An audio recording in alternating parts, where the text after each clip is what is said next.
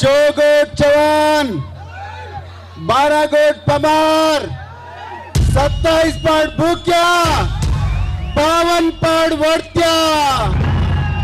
सेन राम राम, जय सेवालाल। सेवालाल बापू काय को दो, एक जात, एक साथ, एक वात।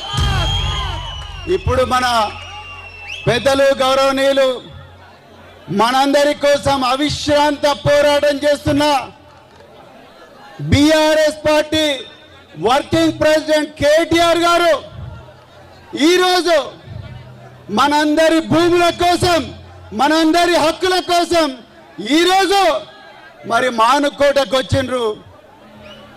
సేవాలాల్ బాపు కాయ్కోతో జాన్ జో చాంజో మాంజో।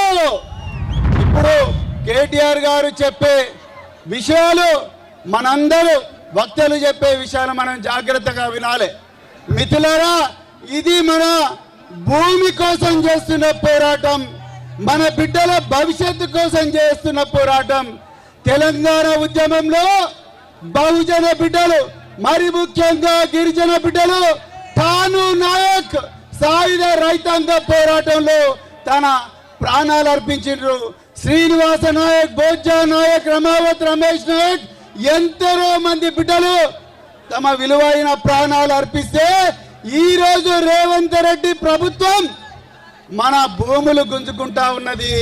ఒక్కసారి ఆలోచించండి, కేసీఆర్ ఆయో గురుకులాలు లాయో, అవునా అవునా కదా? కేసీఆర్ ఆయో తండాలు గ్రామ పంచాయతీ కిదో, అవునా కదా? కేసీఆర్ ఆయో పోడు భూములకు పట్టాలు కిదో, రేవంత్ రెడ్డి ఆయో మన భూములు గుంజుకుంటున్నారు। కేసీఆర్ ఆయో మన బిడ్డలకు సన్న బియ్యం ఇచ్చిండు, రేవంత్ రెడ్డి ఆయో మన బిడ్డలు విషాహారంతో చచ్చిపోతా ఉన్నారు। ఈరోజు నిమ్స్ లో హైదరాబాద్ లో చావు బతుకుల మధ్య మన గిరిజన బిడ్డ వెంటిలేటర్ పెట్టుకొని చచ్చిపోతా ఉన్నది। ఒక్కసారి ఆలోచించండి మిత్రులారా, ఇది మన భూమి కోసం పోరాటం, మన భుక్తి కోసం పోరాటం, మన భవిష్యత్తు కోసం పోరాటం। మనమందరం కూడా సేవాలాల్ బాబు చెప్పినట్టుగా జాంజో చాంజో మాంజో, ఏక్ జాత్ ఏక్ సాత్ ఏక్ వాత్, ఒకటే మాట మీద ఉందాం, ఒకటే బాట మీద నడుద్దాం। కేసీఆర్ బాపు మనకు ఏ బాట అయితే చూపించిండో ఆ బాట మీద నడిచి లగచర్లలో మన బిడ్డలు ఎవరైతే పోరాడుతున్నారో, మరి జ్యోతిబాయి 8 నెలల గర్భవతి తన భూమి కోసం పోరాడుతున్నది। అన్నలారా అక్కలారా, యాడి బాపు బాయి బ్యావో ఒక్కసారి ఆలోచించండి।